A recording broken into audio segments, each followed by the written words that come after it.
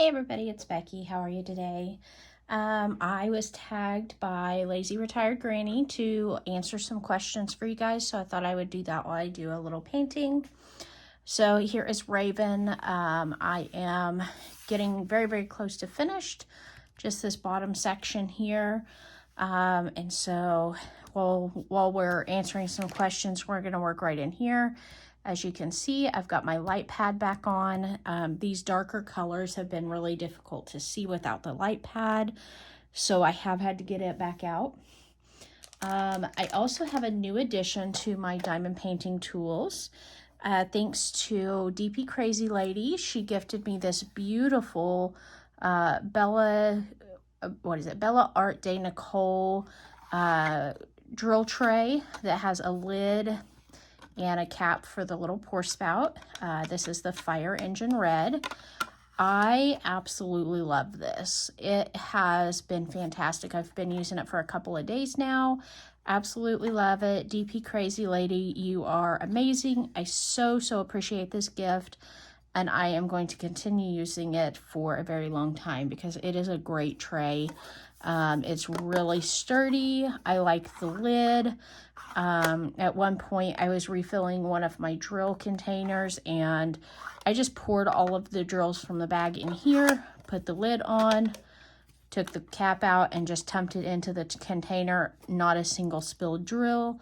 It's fantastic. I love it. So I've been on the hunt for some more of these. They didn't have any colors on the website that I wanted right at the moment that I looked the last time, but I'll definitely be watching for more of those. So let's get into these questions here. And I think I wrote down a couple of them in the wrong order, so bear with me if I'm out of order. It's pretty normal for me. So the first question is, would you rather be the funniest person in the room or the smartest person in the room? And I don't know. I feel like sometimes when you are the smartest person in the room, because I know for a fact I have been at a time or two, it's really burdensome. So I think I would rather be the funniest. You know, when you're surrounded by people who are not the brightest crayon in the box, it's definitely not as fun as one might think it would be. So I would definitely rather be funny than smart, because I feel like I would know that I was the smartest and it would really potentially ruin a good time. So yeah, funniest. The next question was if I'd like to do something that I love for the rest of my life and just make enough money to get by, versus doing something that I hate but make billions of dollars. Here's the thing. If the income is right, I think I'd probably do a job that I hate for, you know, billions of dollars, because there's so much I could do with the money. And I know a lot of people say that money doesn't buy happiness, but let me tell you, during times in my life where I did struggle and I was barely making it, I was stressed to the max. Like blood pressure issues and you know, always worrying about, you know, is this bill going to go to collections? Is that bill going to go to collections?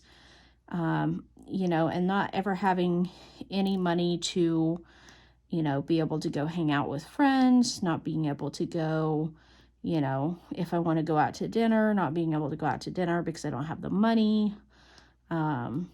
So I know it's probably the opposite of what most of us have said, but I would take the job I hated and have billions, because even though I don't need billions of dollars, I could do a lot of good with that money. I could help people in need. I could, you know, make sure that myself, my friends, my family all lived a very comfortable life where none of us had to worry about our finances, because the money was there, and then my friends and family could do what they love without having that financial stress on them. So I think that would be my preference. I know I can handle the stress. I know I can handle dealing with the job that I hate, knowing that it's doing so much good for family and friends. So I think I probably answered that in the opposite way of a lot of people. Let's see. Would I rather have a terrible boss at a great job or a great boss at a terrible job? Honestly, great boss at a terrible job. I've done it many times before, and it really makes a huge difference on, your happiness level at your job. Even if it's the crummiest job there is, you hate going in every day. If you've got a boss that makes it tolerable, it really is worth it. So I would do great boss, terrible job in a heartbeat. I've worked terrible jobs. I've had terrible bosses. It makes a difference who your leader is. Would I rather have a gift card for unlimited food or unlimited clothing? Again, helping others. I'm going with food. Clothing is something I don't buy a whole lot of. I mean, I have, because I worked in an office for so long, I do have a lot of like nice clothes, and so I don't need new clothes anytime soon. Doesn't stop me from buying them if I see something I want.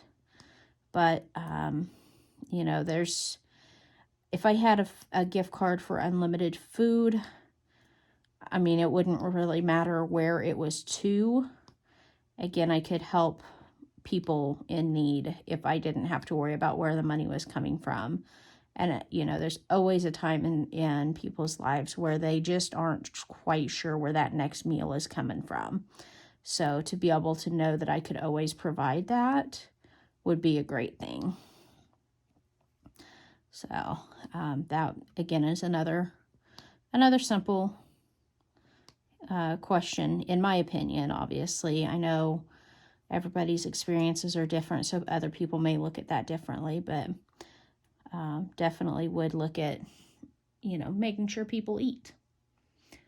The plane question. Would I rather be on a plane with two people arguing or a baby that won't stop crying? So I get very short-tempered with people who should be able to control their emotions and reactions and, realize that there's a time and a place for it. And so I would get really angry really quickly at the people arguing. Whereas I know that with a baby, they are not in control of their emotions. And therefore, I have a lot more patience for a crying child. Yes, I would want it to shut up. But I can, deep breathe and, work on trying to make sure that I am not reacting to something that somebody else cannot control. Two adults arguing, they can control that. They can shut up. They can, deal with the issues later when you're not, airing your dirty laundry in front of literally an entire plane full of people who just want you to shut up.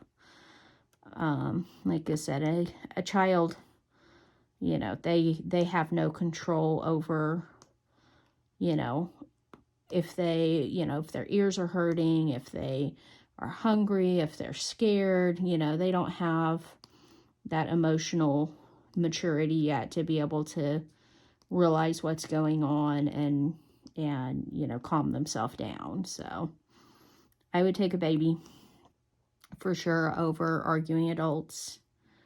That's kind of my reasoning behind it. So let's see here. Question number 6 in the order I wrote them. Like I said, somewhere in there I got mixed up.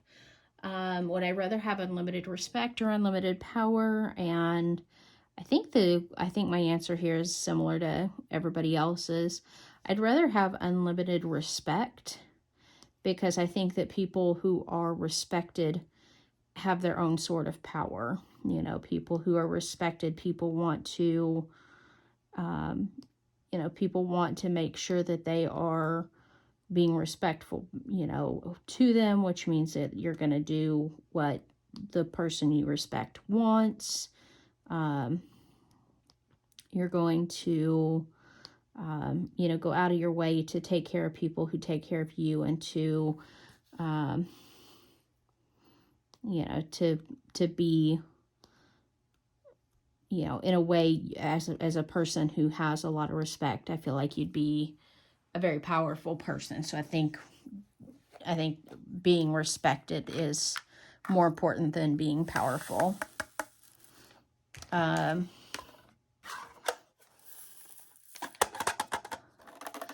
So let's see. The next question is, would you rather have an automated house or a self-driving car? I would like neither. I'm passing on both options. I've ridden in cars that have like the self-braking and the self-accelerating, like the won't let you change lanes. Those are terrifying. I do not like cars that already have some quote unquote self-driving abilities. You know, if there's something in the road that you're trying to avoid hitting, and your car has a,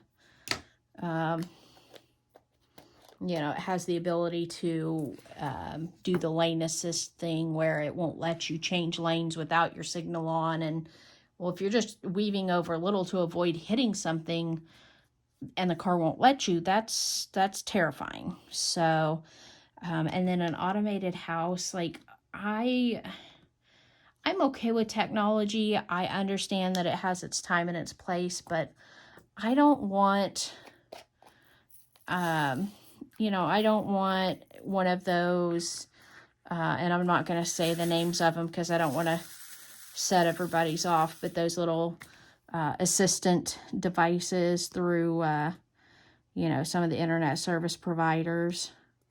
I don't know, I'm just not at a point in my life where I want that in my home.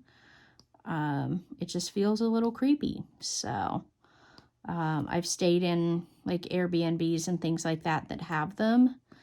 And, you know, in a way, I'm old fashioned, that I would rather like go turn the radio on rather than be like, hey, robotic system, I'd like to listen to this song. And it, you know, knowing that it's always listening to you. And I know our phones listen to us. You know, I'm not one of those that like denies that we're being listened to. But at the same time, I don't want a whole automated house kind of thing. So, I would like a thermostat that I could adjust from my cell phone.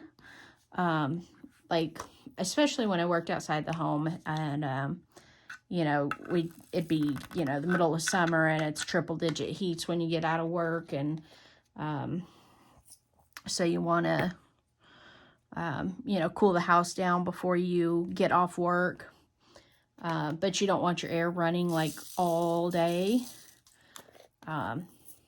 You know, or same thing in the winter time, you want to kick the heat up a little bit before you get home from work. Something like that I'd be okay with, but yeah, like the full automation, I don't really feel a need for that in my life. So, the next question was, would I rather live to be 150 and have a boring life, or 50 years old with an exciting life? You know, honestly, I don't see any point to living to be 150 years old. I mean, if you knew for sure that your loved ones were going to live to 150, you know, and you weren't going to be, you know, alone in your lifetime, maybe. But honestly, I don't want to have to try to be 80, 90 years old trying to make new friends because everybody my age is starting to die.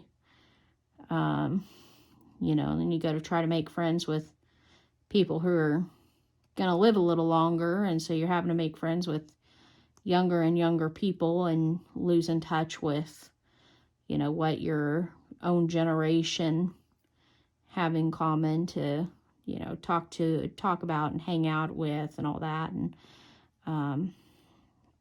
so yeah, I don't think I would choose to live to be 150. Now, I also would like to not die at 50, if that's an option. But I think as long as I've done the things in life that I want to do, and I don't feel like I'm, you know, leaving unfinished business, as it were, then maybe I would do the 50.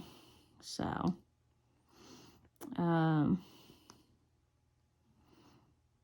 yeah, that's my only thing. Like, my uncle passed away at 96 years old, I believe it was. My great uncle. And he was 94. He was really pleased with the age he was when he passed. And, no, I haven't talked to him since then, but, he was ready. You know, he had lived a life that he was happy with. He had, you know, lived the way that he felt he was supposed to live, and helped those who he thought he was supposed to help. He had, you know, after my great aunt passed away, you know, he had made sure that all of her affairs were settled, and he was like, you know, it's my time, and I'm content with that. So, you know, to me, it just makes more sense to, you know, live your life every day. Like, if you did die the next day, whether it be 50 or 150, you know that you've done the things that you feel like you were, you know, intended to do in this lifetime. So,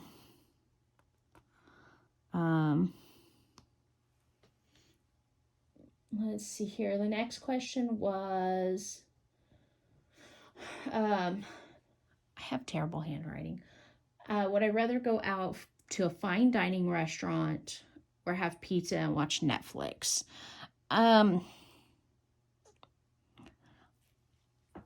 You know, pizza and Netflix is a daily occurrence. Well, not pizza, but, you know, my husband and I eat out way more than what we should. So for us, you know, ordering a pizza is pretty commonplace. So I think I would choose fine dining because of the fact it's something that we don't do a lot of. And so it'd be a different experience. And we don't often get the opportunity to dress up, but when we do, my husband loves to. You know, he's one of those that on our cruise later this fall when we go, you know, we will take fine dining clothes because we will eat in the dining, you know, the fancy dining room on the ship. You know, I don't do real good on getting myself dolled up because I don't wear makeup and I don't do my hair. Like, it's always in a ponytail, but I'll try to do a little something to look nicer when we're intending to go out to somewhere nicer. He doesn't expect me to wear makeup. He knows better. So, yeah, for me, fine dining because it's something that we don't do several nights a week anyways. So,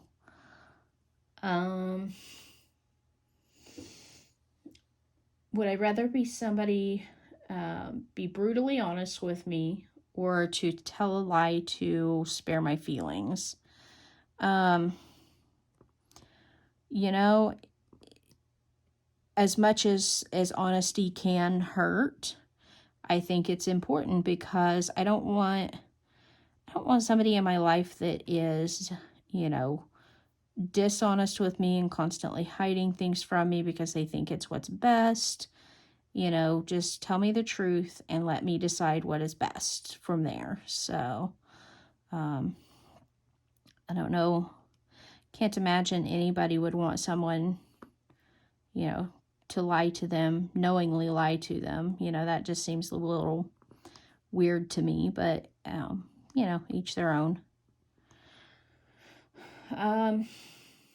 Would I rather forgive or forget? I think forgiveness is a choice, but I think it's a choice that people need to make on a daily basis. But, if somebody has done you wrong, especially if they've done it repeatedly, to keep forgetting what they've done to you and let them continue doing that is far worse than never forgiving them, I think. But forgiveness really is for yourself. You forgive people, for your own mental health and well-being. But like I said, if you're sitting there forgetting constantly about what people have done to wrong you, you're going to keep allowing them to do that same thing over and over. And it's a vicious cycle. So definitely would go with forgiveness in that instance. Let's see here. Would I rather live the same day over and over, or to lose a year of my life? The same day over and over is basically what I do now anyways. But I want the choice of being able to break that cycle. To be able to go do something different and experience new things versus having, being forced to live over and over and over in a Groundhog Day situation. I think I'd rather lose a year of my life. Of course, I'm young, so to me, losing a year of my life doesn't feel as scary at shy of 40 versus somebody who is nearing 100. So yeah, I could give up a year of my life as long as I get to do things that I found exciting. The next question was, would I rather meet someone from my past who has passed away, or meet my future children or grandchildren? There are no future children or grandchildren in my life. My husband and I have made the choice not to have kids. In my first marriage, he and I tried and tried and tried. It didn't happen. I thank God every day that it didn't, because I can't imagine having, looked back and, had to raise children realistically with his mother, because after he and I divorced, he fell off the wagon big time, and I would not have wanted him to be the father of my children. So yeah, the future children / grandchildren isn't going to happen. So going back in the past, there's several members of my family that I, would love to, looking back, learn more lessons from them, things that they probably told me when I was a child and I took them for granted. I'd love to have that opportunity to go back and hear those lessons again. There's also some family members that I would love, that I never did meet, that I would love to be like, hey, tell me all about your life. Who are you? What did you do? How did you get here?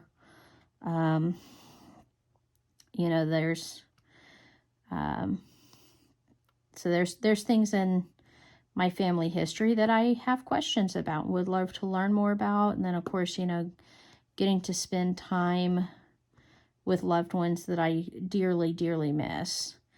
My grandmother passed away in 2002.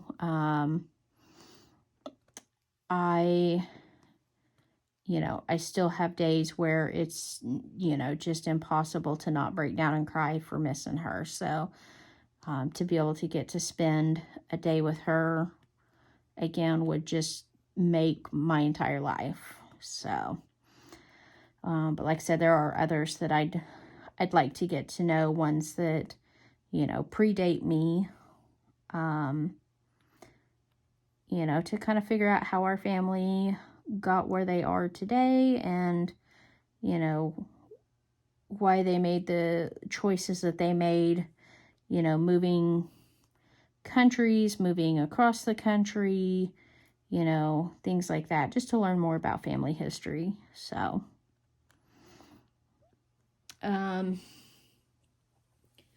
Let's see. Would I have rather have met the love of my life in high school or at 30? So both. I did both. So I was 14 when I met my first husband. And although he and I didn't date right away, we didn't marry until I was 21, but I honestly believed that he was the love of my life and that no other man would ever compare to him. Because of being so head over heels in love with him, even though, like I said, we didn't date right away, and I was free to date other people if I had wanted to, it was hard to find anybody else that I thought could hold a candle to him, and so what was the point? Looking back now, obviously, I know that he was not the person. Okay. The person I married he was the love of my life. Absolutely. The person that I divorced was a completely different person. He changed drastically within our marriage. And it was all because, he had a work-related accident that caused him to get addicted to opioids. So he changed drastically during our marriage, and I absolutely would have stayed with him and helped him through his addiction and helped him, move past that if he had been ready for it. But he was not, and he wanted to be with somebody who was into the same scene as him as far as drug use and drinking and all of those things that I did not approve of. I did not want him doing. So he ended our marriage because I wasn't fun anymore. Is kind of ultimately the best way to look at it. So when I was 14 when we met, 21 when we married, and 28 when we divorced. It was not long after he and I separated that I met the man I'm married to now. My current husband, again, I believe he is the love of my life. He's an amazing person.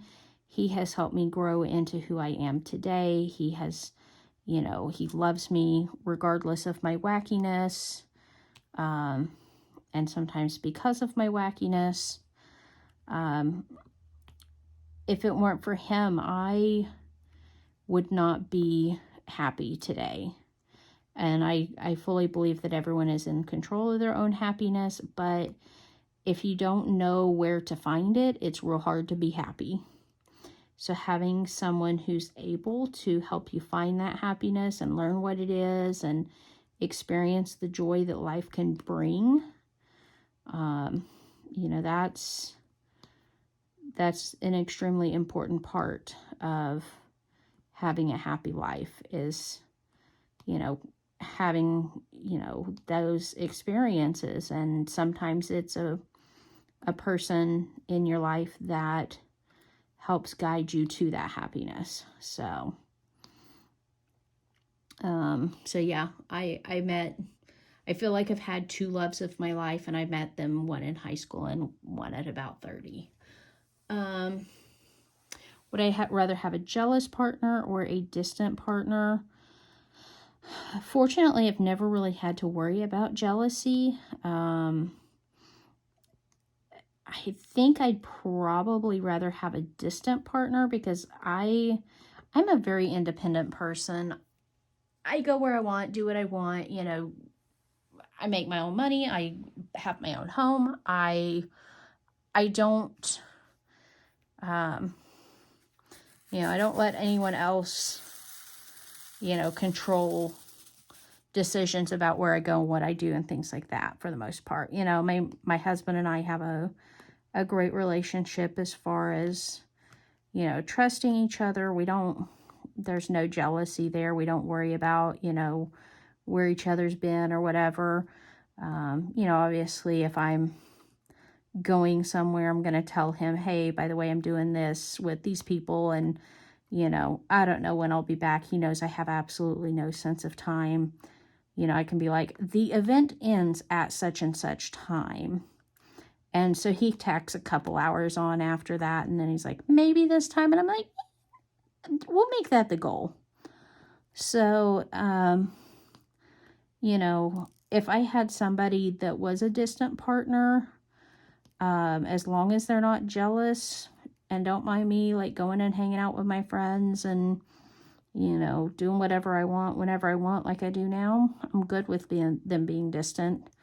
You know, I don't have to be, you know, curled up around somebody 24/7 to be happy. I have my moments. I can be clingy, but I don't consider myself a clingy partner. So, yeah. So I think that was, yeah, that was the last question there. I think that was a great set of questions. I'm not sure who originally started those, but thank you so much for starting them, and I'd be happy to answer more questions. Y'all keep them coming. I'm terrible at determining what people want to hear me talk about. So, so yeah, thank you again, Granny, for tagging me in the questions, and thanks you guys for listening to my answers. You know, let me know what you think of my responses down below, and if you have any other follow-up questions, I'm happy to answer them. Again, seriously, I absolutely love this tray. So, definitely going to be getting more of these. Thank you again, DP Crazy Lady, for sending me the first one and starting another addiction. I'll talk to everybody later. Have a great night. Bye-bye.